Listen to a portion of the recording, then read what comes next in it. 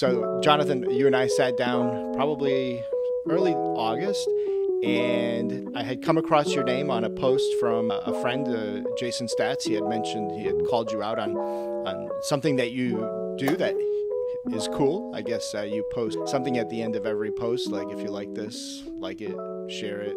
And that caught his eye, and that obviously caught my eye. And then I was like, oh, this guy actually lives in Providence. I need to meet more people in Providence. And so too bad we didn't have something to record our conversation, because I totally geeked out to the ditching hourly guy talk.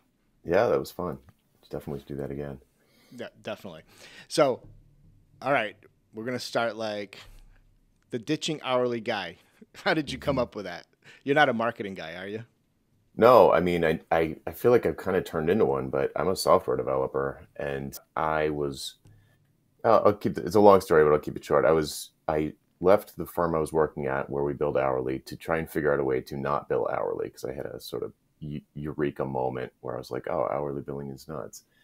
So I was doing that, and a bunch of my friends who were still doing software development by the hour asked me if I could start giving presentations after the first year or two when it was going really well. They were like, well, can you teach us that? And so I started teaching them that just informally with a weekly blog. And this would have been like in 2009 or 10. And after a while, that turned into a podcast and a book and an actual coaching program.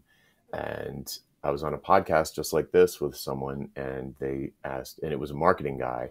And he was like, well, what are you the one and only of? And I said, well, I guess I'm the ditching hourly guy. And we both laughed, and I Googled it, and I was like the first 2 full pages of Google results for that hit. I didn't even know it. So it just stuck from there. Nice. So your website is jonathanstark.com, Yep. not the ditching guy. No, You need to pick up that URL, man. I've had that URL since Yahoo, like 2001 or something. So. Yeah, so pricing human capital has always been a challenge, right? It's always that struggle between time and value, and time is not value. When I joined this wonderful industry of accounting, I was like, "What? You bill by the hour?" Like, and I have to invoice you for that hour, and then I got to wait 30, 45 days to get paid. That didn't make any sense to me. Right. So when I came across your content, I was like, oh, yeah. So Jonathan, he's got this like daily newsletter.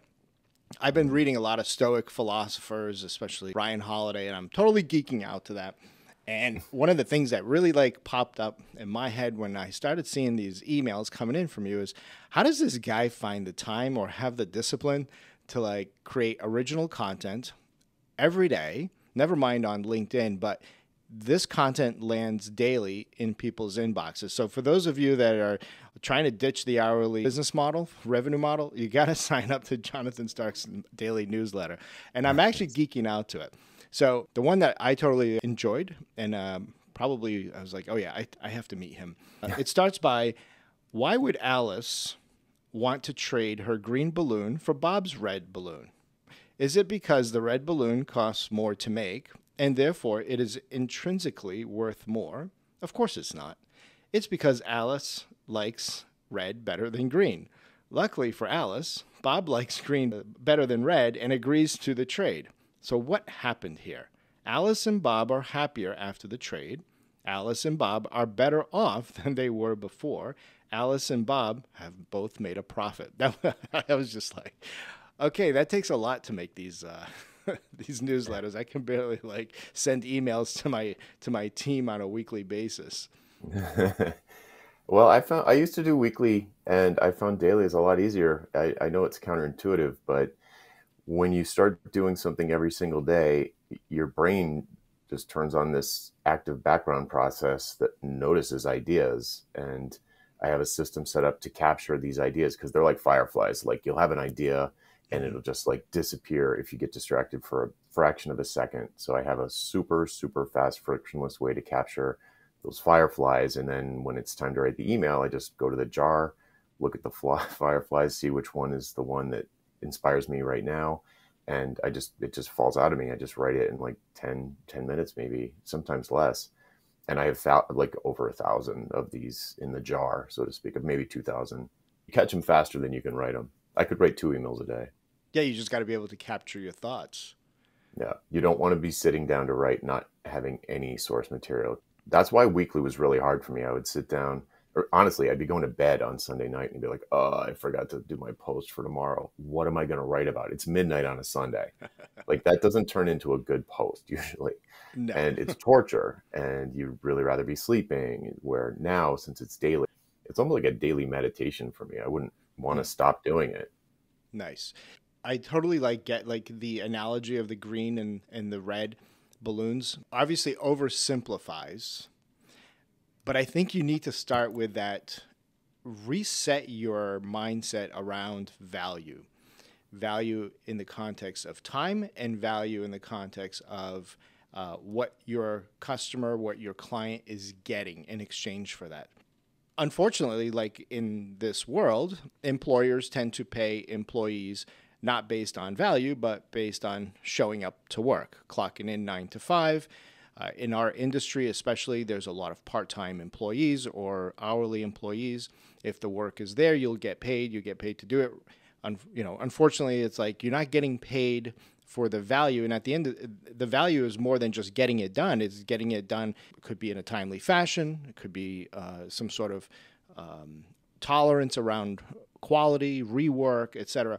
But the essence of like thinking about it as that simple, then you can build on that through your engagement agreements. And you and I talked a lot about that, and I want to kind of jump into this. But before I do, the other one that also caught my eye, but it happened to be today, and I was like, all right, this is pretty good.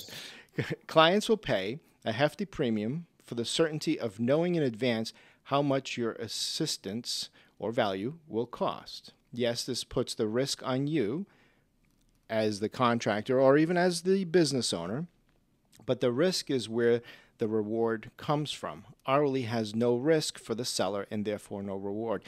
I got to tell you, that was like such a timely email today. And I was like, oh, this is kind of cheesy of me picking the email he sent today. But 10 years ago, I used to say this to my team, and me and one of my co-founders, we also always used to talk about how the hourly business, the hourly revenue model essentially puts the onus of managing the gross margin on our customer. Meaning, if we show up and we charge our customer, say, $50 an hour, and I charge that, or I pay that employee $25 an hour, like my gross margin is set 50% all day long. But for the customer, they can't really manage what their margins are going to be, because sometimes it should take 4 hours, but sometimes it takes 6 hours because maybe my employee didn't do what they were supposed to do, things happened, or it took less time and I didn't get to participate in the upside of the margin, but the customer did. Especially in this business and human capital, as time goes on, there's this thing known as tribal knowledge that begins to accumulate. So I love the fact that you talked about the risk and the reward and where it sits. Where did this come from? I mean, as a consultant, it's scary. It's scary not charging by the hour. Right. Yes. It freaks a lot of people out. I get a lot of resistance to the idea when people aren't ready for it. And ready for it could be a few different ways. One might be that they're not that great at what they do yet. They might be a junior. They might have just gotten out of college, and they really don't know how long something's going to take. And I mean, we're talking about time, but in the bigger picture, it's just cost. So like your cost needs to be lower than your price, or you're going to go out of business. So, if time is your main cost, which for us it is, then you can't charge less than that, or you're not going to be able to put Cheerios in the bowl. So if you're an expert, though, if you've been doing this a long time, if you really know what you're doing, if you really know your clients, and you're starting to feel like you're getting underpaid because you're losing jobs to people who are just coming out of school, or you're having clients that are having massive financial wins based on your intervention, then a certain type of person starts to feel like I'm being unfair to myself in some way. There's, or it's unsustainable, because generally people's lifestyle gets more expensive as they go along and not less. So as their expenses go up, even if it's, business or personal expenses start to go up, and the only way they can cover them is by working more hours, they start to detect that something's wrong. And those are the people who are like a sponge for this message. They're like, I know something's wrong. I'm, people half my age are taking business away from me. My clients are having huge home runs and I'm not participating in any of the benefit there. So when I go on vacation, it feels like I'm losing $150 an hour the whole time at Disney. So there's all of these signs that start to accrue. And at that point, if you've been doing what you do for, I don't know, a few years, 5 years, I don't know how long it takes to feel like you really know what you're doing. But once you do, and you start to feel this way, then you start looking for a way to change your business model, or at least how you monetize your expertise. And there's not a lot out there that talks about how to do this. Increasingly, there's more. I'm friends with probably 6 people that are also, like writing books about this and trying to get the word out. But if you look at, almost any business book, it's like the solution is scaling a business is hiring. That's like the only way you can scale, supposedly. It's totally not true, though. Not true. And not true at all. And they don't understand the mutual value exchange because they're so used to trading time for money. They think that the time is the money. Time is not money. Apologies to Benjamin Franklin. Time is not money. Time is just your cost. And if your cost is too high, no one's going to buy. Like if your cost to you is too high for you to set a price that's affordable to your buyers, you're in trouble. But if you sell an hour, there's no way to deliver that hour faster. There's no way to become more efficient. The only way to become more efficient if you're selling time is to buy hours from junior employees to increase your inventory of cheap hours and sell them at a markup. So you hire a bunch of people who are junior and it's an arbitrage thing, and you're just selling this inventory of hours. I'll stop there. We talk about leveraging human capital, right? One of the ways of making money is leveraging the cost of time by bringing on either junior entry-level employees or doing deeper compartmentalization of your service so that you're paying for different skill levels based on what you're providing in that workflow at that time. You work a lot with, well, I think you do, with solo entrepreneurs, solo consultants. Because some small firms. And some small firms. Solo entrepreneurs, solo consultants, their biggest constraint is time. And either you go fetch greater dollars per hour, and then there's a whole cash flow model that comes along with that, because then most of us are waiting for our customers to pay us. But I look back at my journey 10 years ago. I was doing fractional CFO services by the hour, and I just felt like a mercenary. I just felt like this is not going to be good because I'm only as good as my last gig, and I eat what I kill. And so you better always be hunting.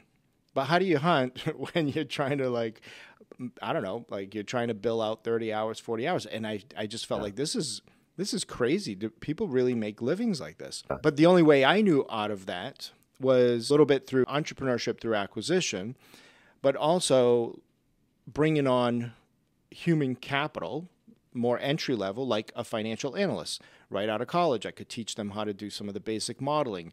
And then the other way, where I got kind of my background in corporate, is you have to leverage technology, systems, and people. And some would say processes, systems, and people. With those 3 or 4, that's how you can create leverage in a company and get you out of actually doing the work, which was my goal in those first 5 years.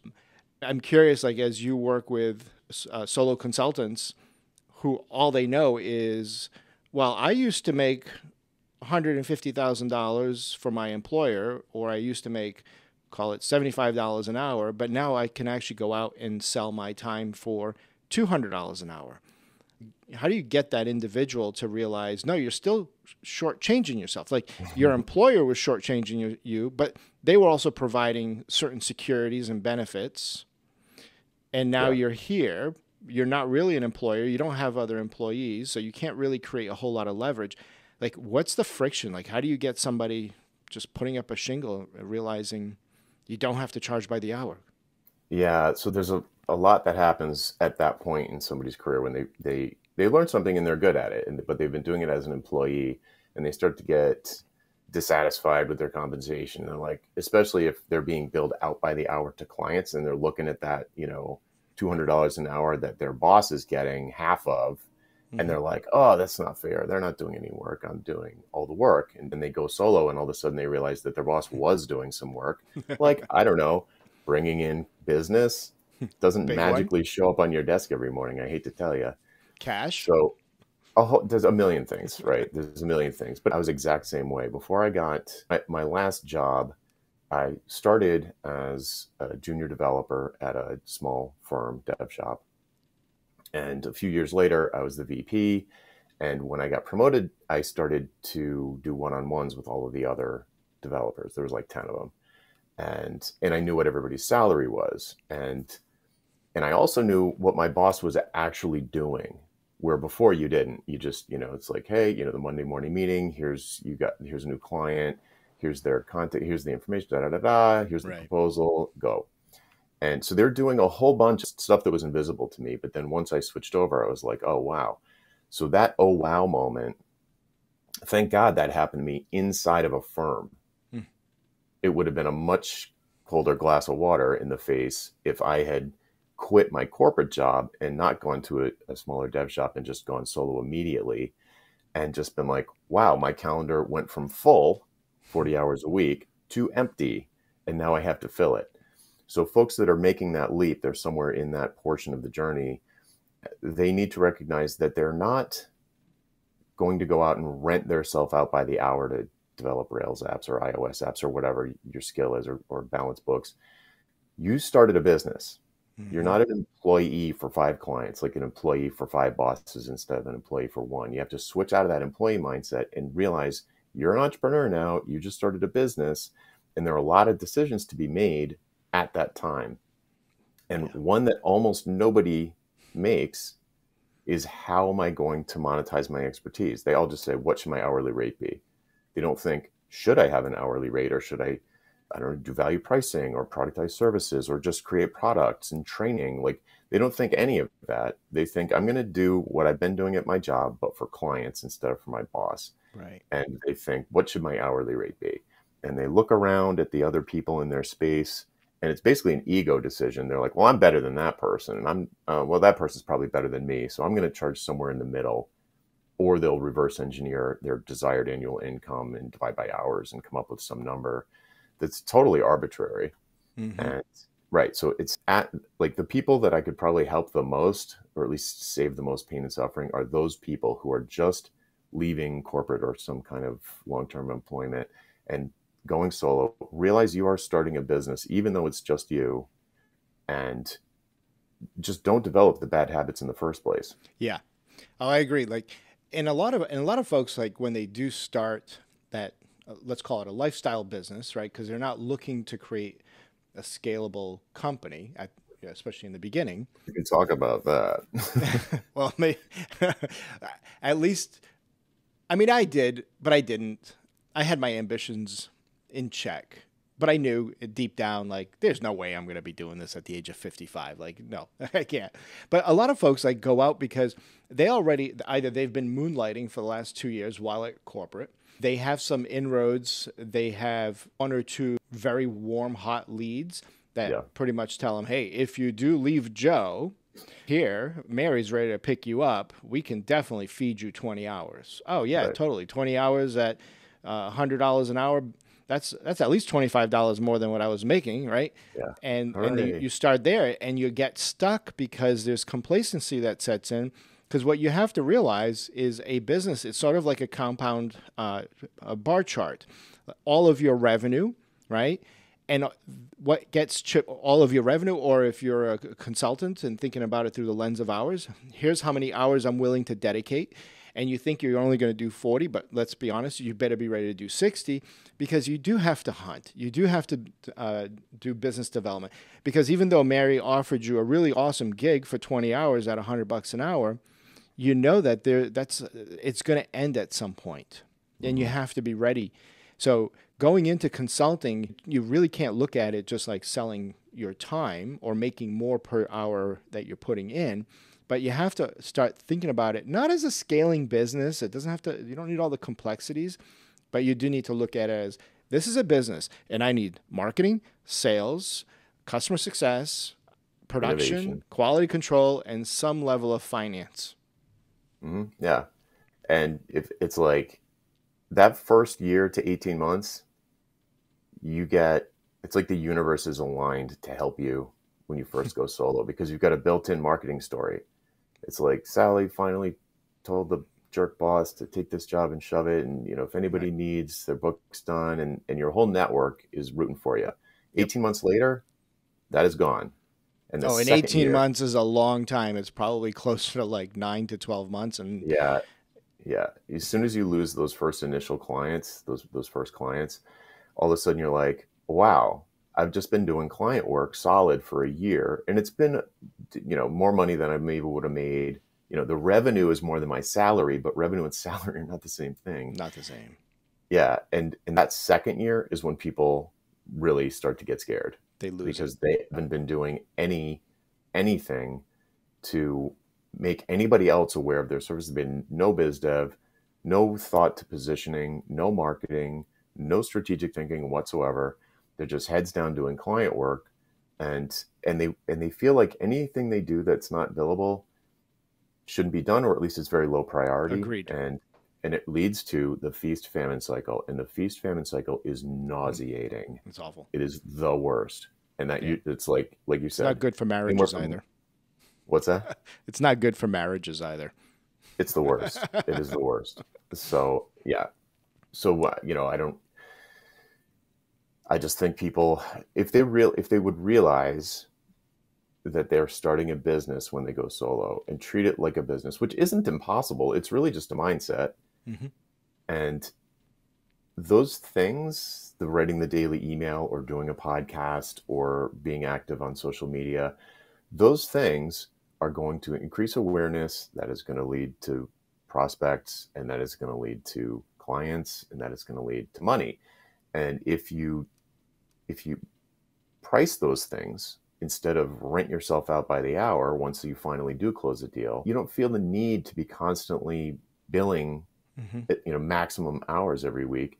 You can actually do stuff that's fun, like talk to other people in the industry like we're doing right now. And I'm not thinking it, like since we're talking about it, I'm thinking it, but normally I'm just having a nice conversation with someone. But I know what's going to happen is a mess load of people are going to see this. They're going to listen to it. They're going to be curious. They're going to buy my book. They're going to buy a workshop. They're going to join my coaching community. They're going to do something, not all of them, maybe 1%. Yeah. And what it leads to is you've got this way to capture the value you're creating, just a small portion of the value you're creating for people. And if you then you can just go be a missionary, or at least that's what I do. Just go be a missionary and spread the word. It's going to make people's lives better. I get emails in my inbox every single day that are like, oh my God, this came at the right time. You actually just said it earlier. This came at the right time, or this blew my mind, or this changes everything. Like some of those people are going to turn into clients. Some of them are going to do something that, so I don't even think about it. I just have that stuff set up. But isn't that the issue with the typical consultant is probably 80%, I would say, are technicians, right? They're technically heavy in something. That's their gravitas, right? That's what they gravitate towards. That's what they know. And they're not looking at this new business or this series of consulting as a business. And so they're not treating it, again, back to, if I have to take 10 hours of my week to go do blogs or podcasts or go rub elbows at a networking event, that's 10 hours I'm not billable. Right. But at that point, you're just a mercenary. You're really just working for 100 bosses instead of like one. That seems like a whole lot of headaches. Yeah, you traded 9 to 5 for a 24/7. And for like 5 other bosses. To me, that doesn't make sense. And 10 years ago, it didn't make sense to me. And I remember one of my first big customers, they ended up selling and raising tons of money. I started feeling like and I'm good friends with him. We still meet, but I started to feel like he was dictating my company, my business. And I always had the mindset like I'm going to build a business because I don't do well by myself to begin with. I don't like sitting in four walls. And I remember I started to feel like, whoa, this is starting to feel like a job. And then, although it was a big contract or a big gig. And then I started picking up smaller ones, and I'm like, oh, wait a minute. Now I've got like 5 bosses. And now they're going to start taking, and some even had the audacity to say, well, Dan, this is probably not going to work. I'm probably going to have to find somebody else because it really seems like you're trying to work on your business and not, quote unquote, my business. I was like, okay, you're full of shit. Like you're no way. Like I'm providing you with a service. And Jonathan, at that point, it's when I was just like, this billable model doesn't make sense because I am delivering something with a bow tie on it and I can quantify the value. And it really was a punch in the gut when I did my first acquisition in 2015, and it was 100% hourly billable model. And it was like, okay, this isn't going to work. This isn't going to work. I'm dealing with customer complaining because the invoice was too high. I felt like the CFO of a law firm, right? Why am I getting this $2,000 bill? I only talked to the guy for an hour. It's just like, I knew. And then at that time, my old co-founder and I, that's when we started and it took 2 years to convert 110 customers because some left. Mm-hmm. To fixed fee pricing, which we totally screwed up because we underpriced, but it was a great learning experience. Right. But we always had that eye towards build the business from day one, even if when it was just me by myself. I always allocated enough time to go to networking events, and to the demise of my family and my wife, thank God they supported me. But I always tried to make enough time for all 3 important aspects of the business. Mm-hmm. Yeah, you have to. I was talking to... And I would never do it again because, that was a lot of work.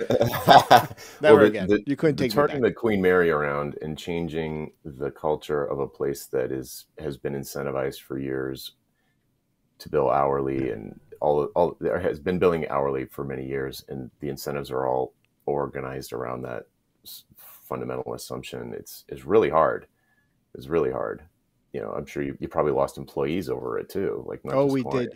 Oh, the best feedback from employees is you're charging them too much. Yeah, right. Do you know where your salary comes from?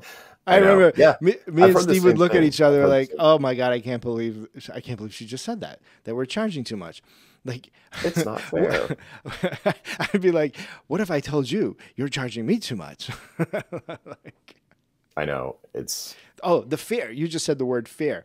One employee said this isn't fair. Yeah.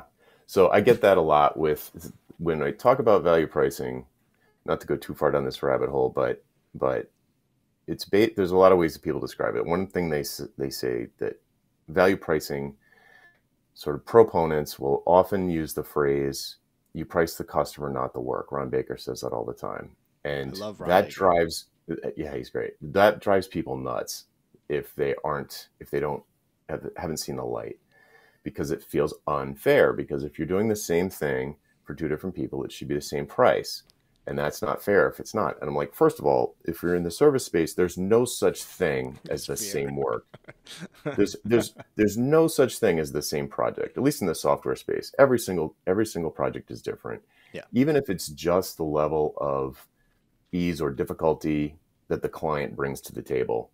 The relationship is different. Everything is different. The number of employees, the kinds of meetings, the number of meetings, everything's different. It's not like you built a WordPress website for client A and you built a WordPress website for client B. It was 2 different projects. Mm-hmm. So it would be normal for it to be 2 different prices, even by their argument. But fair indicates that fair indicates a fixed game rule set. So fair, that's a fair ball or a foul ball in baseball. And there's a referee and there are rules, and you can say this is outside of the rules, this is inside of the rules. What we're talking about, other than laws and regulations, there are no rules around pricing services. So there's no such thing as not fair. It's probably being a little bit pedantic about the specific word choice, but it's super common that people use that particular word to say that it's not fair. Another one is you're gouging them. Yes. It's no, there are 20 other places they could go to get, air quotes, the same thing. So they're free to go somewhere else. I told them when I first met them, I would be the most expensive option. They decided to continue talking to me. Yeah, my price is higher than anyone else's, and it might be higher or lower than some other client that had a similar looking from the outside kind of project. But that's up to the client. The client decides It's a free market. It's acceptable or not. It's not fair or not, because fair, if you say that a price isn't fair and you're not the buyer, then really what you're saying is you're the judge, you're the referee, you're the one who gets to decide for the customer how much it's worth to them. And that's straight bonkers. That doesn't make any sense. Yeah. Sometimes a client will say that price isn't fair, and what they're really saying is it's not acceptable and they're trying to negotiate. But if some outside third person is judging the situation without all of the information and in a complete absence of any rules and saying it's not fair, they're really telling you more about themselves than what they're saying about you or the price. Yeah, it's the relationship. And so I want to touch on I have found, at least in our company, a little bit of a journey, an evolution. Mm-hmm. From billing time, yep, to value-based pricing, mm-hmm, to productization / fixed price. Mm-hmm. We've gone, at least at our company, we've gone through this evolution. And I'm not saying that we still don't do billable hourly work, but I just sent an employee yesterday in capital letters, capital no, capital more, and then in lowercase billable hours. No more billable hours, because it just it turns into a cluster trying to do the invoicing, and then you need descriptions because the client wants to know what they were getting billed for, and then I got to go get the money. No more billable hours. But anyways, a point being, we had this journey, and I'm getting to a point around productization, what your feelings are. Mm-hmm. I almost feel like at times that our journey from hours to value-based pricing, which, oh my God, Jonathan, it used to take us an hour to 2 hours to do value-based pricing, because you got the 3 options. We tried what Ron Baker was doing. We were talking to him probably a year ago about this. About 5 years ago, we really wanted to do value-based pricing, and it was just these 3 options. You get this, or you get this, or you get that. And I was like, we're never going to get out of our own way if every engagement, we've got 300 customers, right? And we've got a RevOps machine here that needs to crank out engagement agreements. Yeah, right. So we ended up moving to more of a productized approach with a fixed price. And I feel like I've come full circle with that, where now we have, and my team really wanted, I'm not throwing anybody on the bus, but my team really wanted this over the last 6 months, a pricing calculator. Have I just gone full circle back to the billable hour? So any kind of fixed price is better than hours, because with hours, there's no way to optimize it other than buying cheaper hours from cheaper employees. So, which really, that is there's very little room to grow there. So anytime you can switch from selling someone's hour, to selling either a deliverable, an output, a deliverable output, a report, something like that, or an outcome, you're way better, because then, especially as a sort of systems thinker, like you seem like you are, then you can optimize your costs. Yeah. You can do something to make it more efficient. You cannot deliver an hour of work more efficiently. If time is your only cost, really, there's no way to optimize it. The only thing you can do is either get cheaper hours from someone or increase your hourly rate. And both of those have very tight limits. Yeah, there's no elasticity. So, yeah, there's just none. So pretty much my entire business is productized services and products now. The only time I do value pricing anymore is when I'm working on a proposal with one of my coaching students for their client. Okay. And so I kind of coach them through the why conversation and how to write it. Give me, what did they say about this? How did you get the lead? What kind of car do they drive? How big is the business? All of these things. And so I do that. I still do that, but not for myself, because I don't do giant consulting engagements anymore. So I'm not writing, low, mid six-figure proposals for software projects, where the growth model there is to get, especially if you want to stay solo, but it would apply the same with a firm. Mm-hmm. The growth model there with value pricing is you need to practice the sales conversation a lot. Mm-hmm. So you need to get really good at that. And it's not easy. It's not an art, but it's not a science. I think of it like a performance art, like playing guitar or something, Mm-hmm. where there's no substitute for practice. You cannot learn this from a book. You can get the principles and that helps, but you have to practice it. You got to learn your lines, as I say. And you need a lot of practice. You need to take it really seriously. You need to, when you screw up, you need to post-mortem and be like, how can I do better? It's a skill that you need to build. And then sharing that skill with other people and trying to scale yourself out of it's very difficult if people don't totally get it. But if you do that, then the growth path is getting bigger and bigger and bigger clients, because you can deliver more and more and more value for bigger and bigger clients. So you start to get famous household name clients, which is when I was doing consulting, that's where I was at. It was like Staples and Time Magazine and just a list of, whatever, tons of, I can't even remember, it's been so long, but big household name companies. And they would, and the budget, first of all, the person you're talking to, it's not their money. No. And all they want to do is get promoted or at least not get fired. They don't want the project to blow up in their face because that's going to be bad for their bonus. And you come in, and if you are known as the go-to person for something that is a key piece of this project that they're about to undertake, and they're under serious time pressure, they're under serious pressure from the market and their competitors, they will spend a ton of money to bring in experts.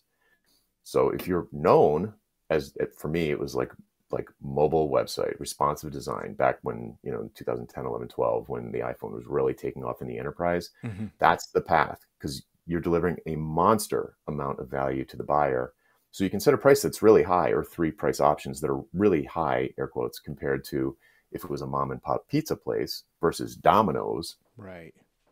And they will pay it. They'll happily pay it because it de-risks the situation for them, and they're terrified of it going wrong. So that is the growth path, getting huge clients. So if you're a solo entrepreneur and you have 4 or 5 clients, value-based pricing is perfect, right? It makes sense to take the time. There's obviously a lot of value that's being exchanged. Right. But as you're scaling, I mean, you mentioned your workshop, and it sounds like it's like self-serve. That is the path if I wanted to stay in pure consulting. But I was really, this hourly billing is nuts thing was really taking over my headspace. Mm-hmm. And I really wanted to bring that message to more people. So with the path with value pricing, it would be, even if I was doing it, even if I was, say, doing coaching, because I did like one-on-one coaching, I still do a little one-on-one coaching.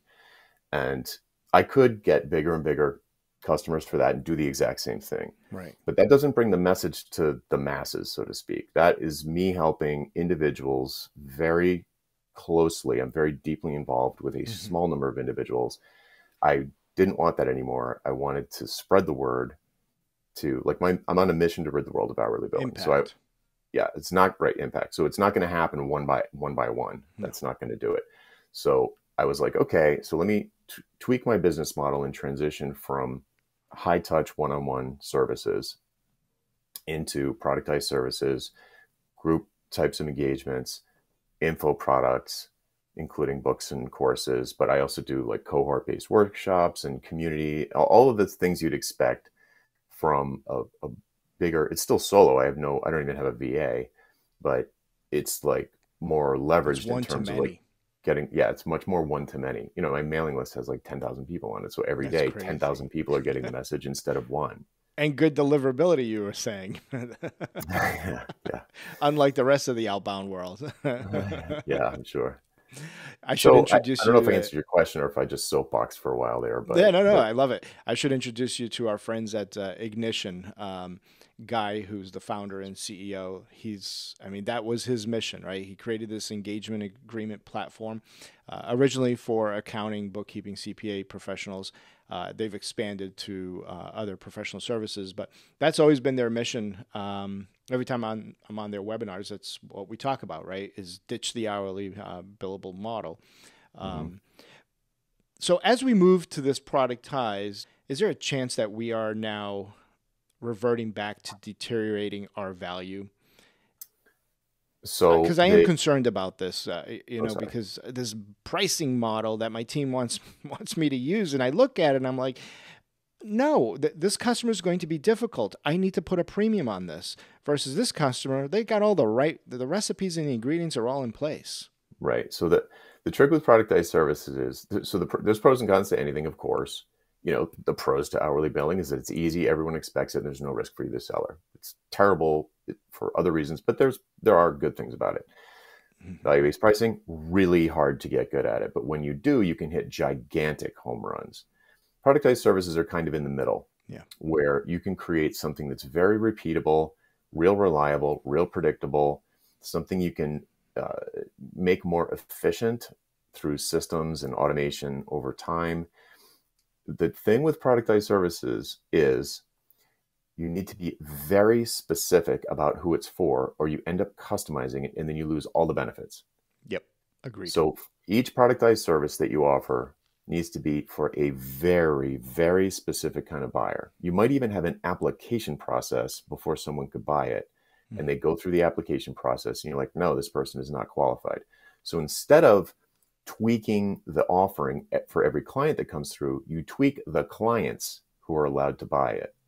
And if they're not a good fit, they're going to be really difficult, or the size of the company just makes it an unreasonable expectation, then you say, well, you can't buy this, but it's just not a good fit for these 6 good reasons. But we could talk about a custom project and I'll give you a proposal with 3 options and then we can value price it. So, you can do these things together if you even want the client. Yeah, if you want that industry or that persona, right? Or you could just say, no, we don't, we just take farmers in Texas that have 450,000 acres or more, or whatever. So like something very specific. So we just started a new business about 1.5 years ago. We've been at it for 2 years, but the first 6 months we were really using those services and the products that we were creating for our own internal use. And the company's name is called Streams, STRMS.io. And the focus is primarily sort of 3-pronged. One is sort of that fractional integrator slash implementation of management framework. So there's a big, heavy consulting component to that company, even though we're leading more with a SaaS-based approach. And then there's the process, sort of operational. We call it accounting OS. That's the second leg to the stool.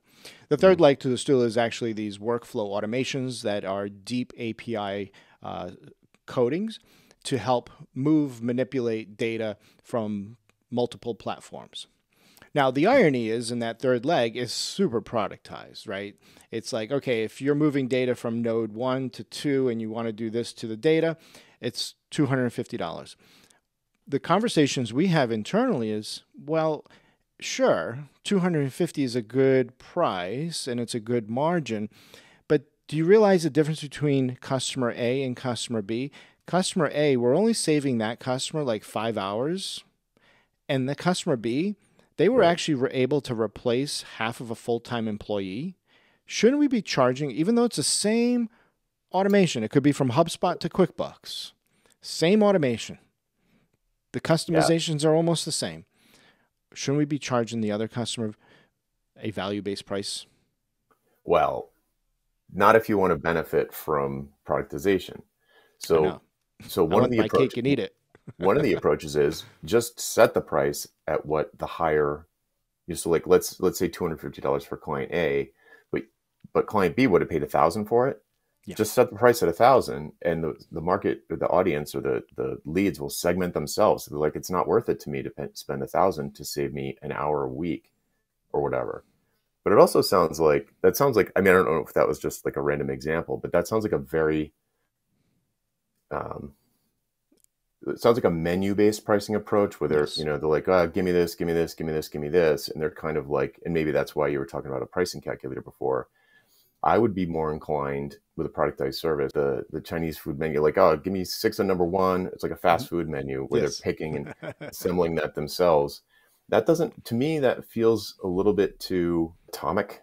would expect, I'm not making a judgment here, but it surprised me when you said that, something so small.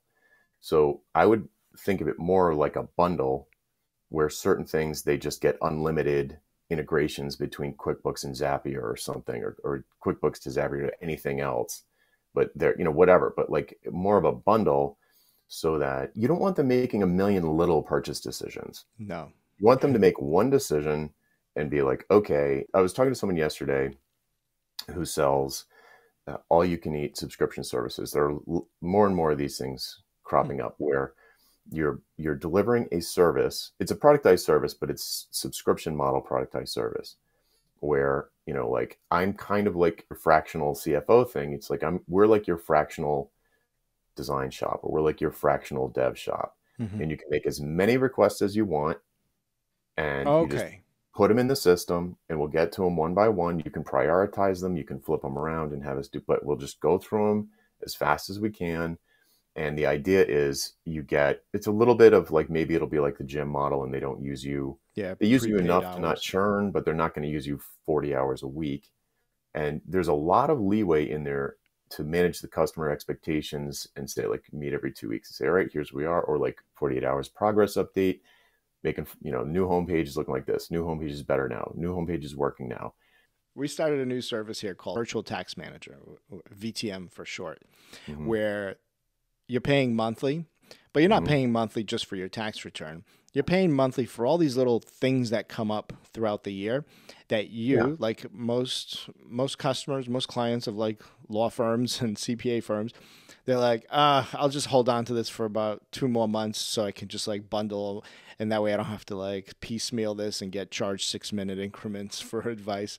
I'm finding that law firms are actually moving more and more to this unlimited subscription model, which is great because I would love to just have access to a part-time fractional general counsel. And I also like one of the nice pieces of like the subscription model is the conversations you have about billings, they tend to be in advance, right? You negotiate and you scope out what your needs are, what the value exchange is going to be versus, the dreaded, hey, I sent you an invoice like 45 days ago. I'm still waiting to get paid.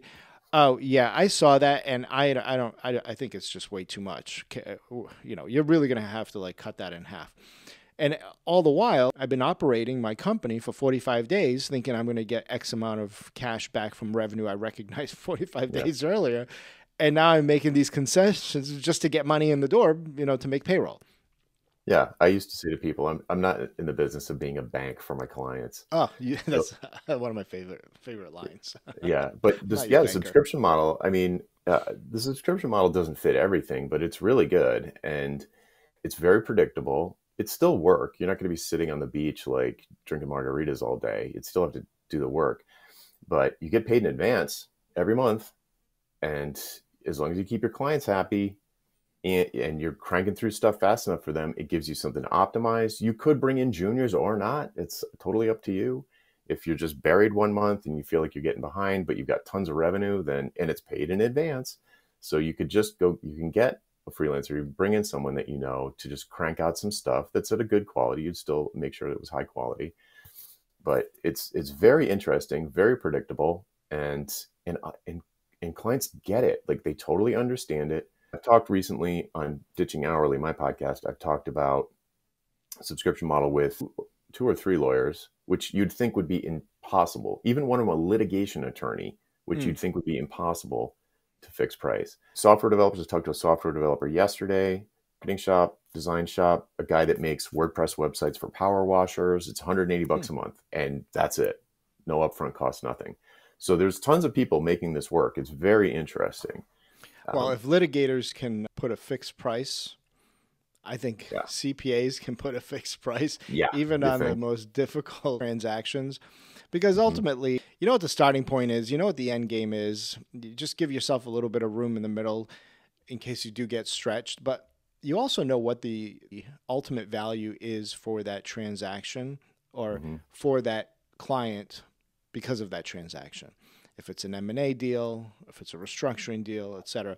So I want to talk, as we're getting to the top of the hour here, your experience with accounting professionals, CPA firms.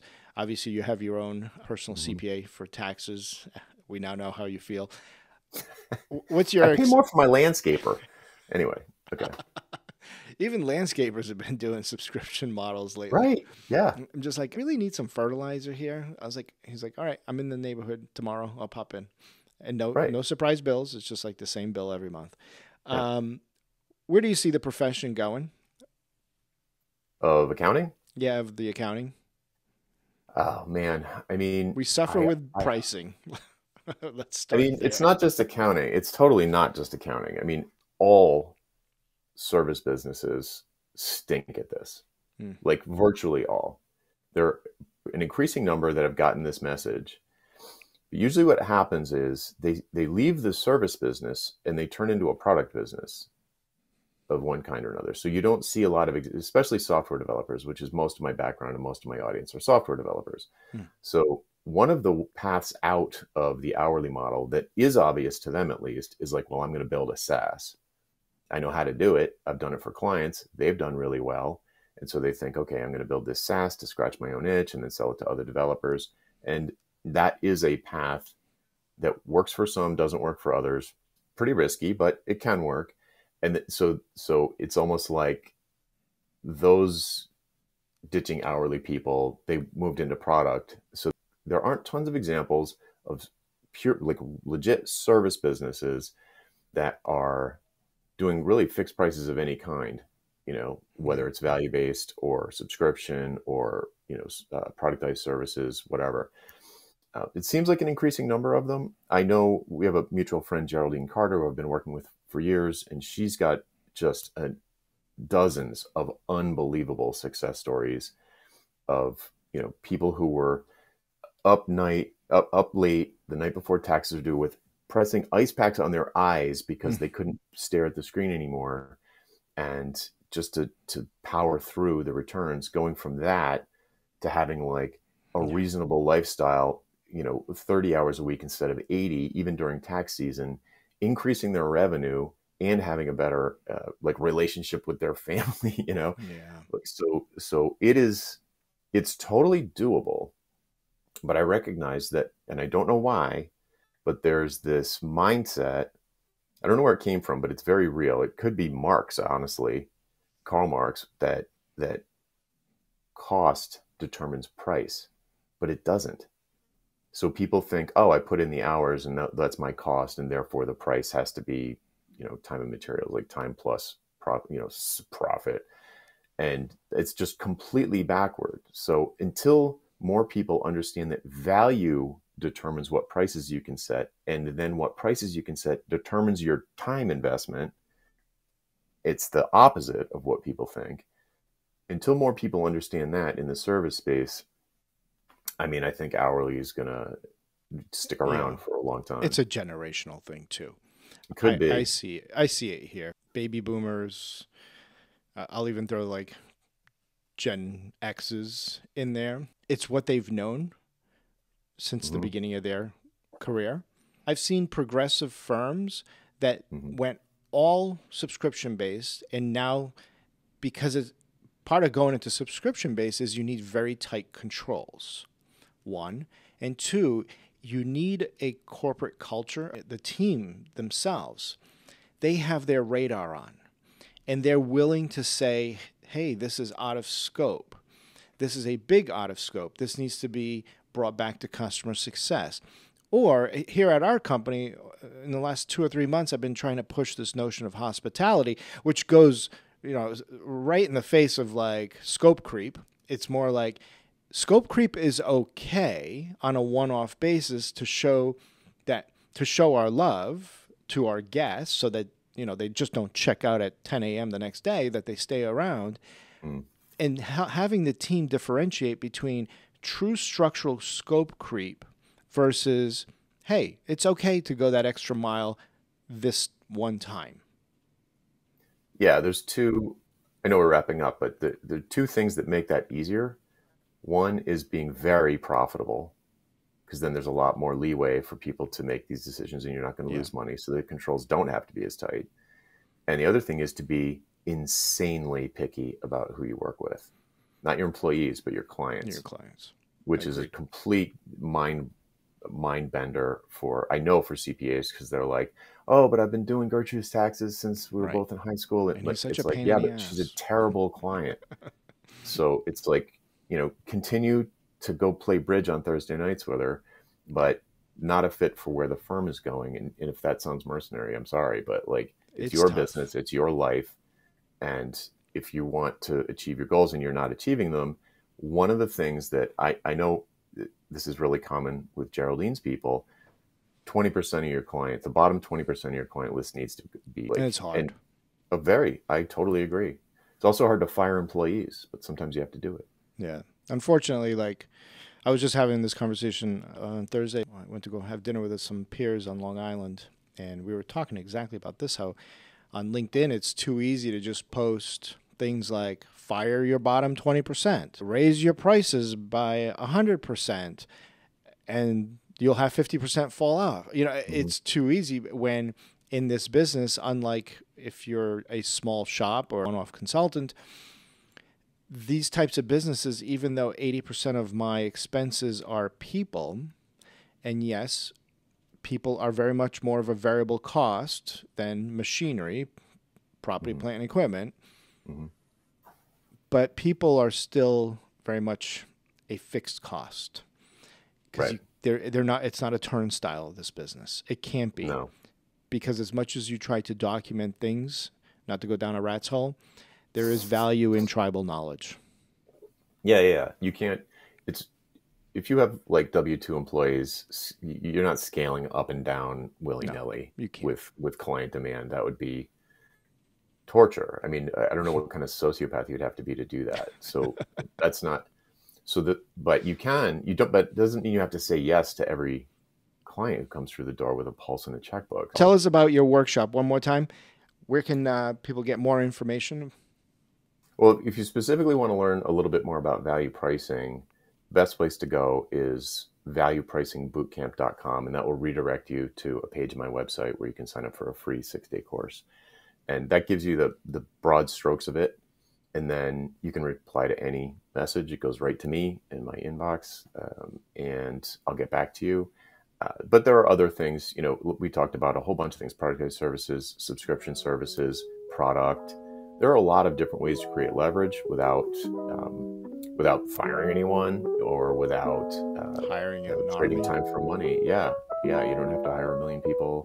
I mean, that's one way to scale if you want to hire 1 million hourly employees and sell their hours, but that was definitely not for me. That was not for me.